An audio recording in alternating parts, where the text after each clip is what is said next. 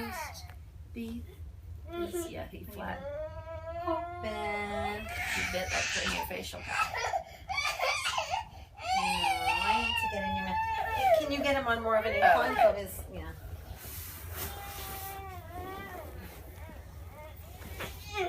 So you're an upside down guy. I know, just one time, bud. I'm sorry. Okay, that's all the movement he has in his tongue. Look under his tongue. He pull his chin down. That's his frenulum. Right there. I know, buddy. Right there. That's all the movement he has. Right there. Okay. So, I'm sorry. All done. All done. All done. So,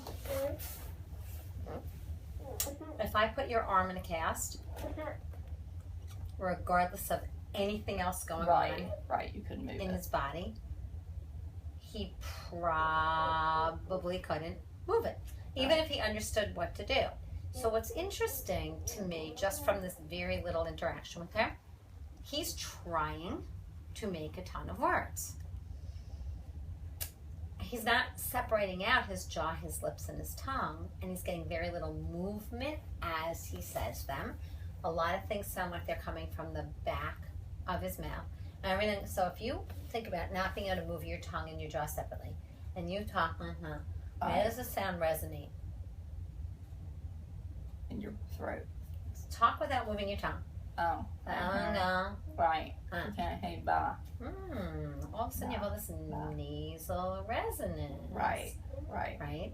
So he certainly is low tone. If you watch him moving through the environment, he still has a ton of lateral flexion in his gait.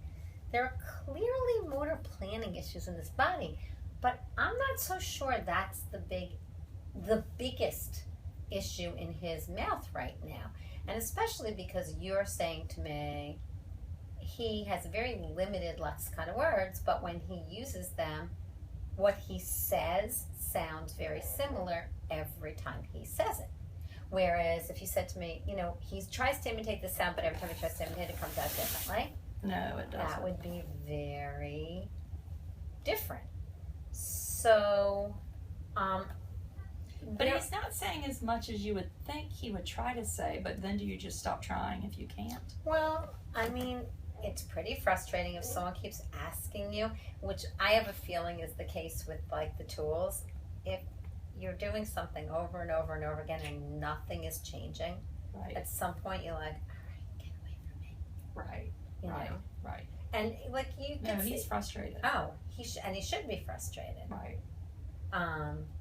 So I guess before I ask him to do something, given the fact that he is exhausted, And see how he sucks his tongue? Yeah, in the front of his mouth, right? This? Yeah, he's always done that with this blankie. Yeah. And if you look at the shape of his tongue, almost always it's humped like this. Mm-hmm. That's what the shape of his tongue looks like. And that's because it's being pulled from right here. Now, who do I know in North Carolina? There is a doctor in North Carolina because we sent someone. Is it somebody was telling me that There is a Chapel doctor. Hill maybe. Well, listen, here's an option. What's today? Today is Tuesday. I can see if he's in. The chief of pediatric otolaryngology at Yale New Haven Hospital in Connecticut has a really good understanding. Hey, let's do this, buddy. Let's put this swing up. Does he like movement? He likes to swing. Is a really good person. Yeah, and I wasn't crazy. What? I wasn't crazy about Duke. About for that. Well, yeah, I so mean, it's interesting to me that Duke, because I know, like Chop, they just don't. I have a little boy with a diagnosis of familial dysautonomia, and he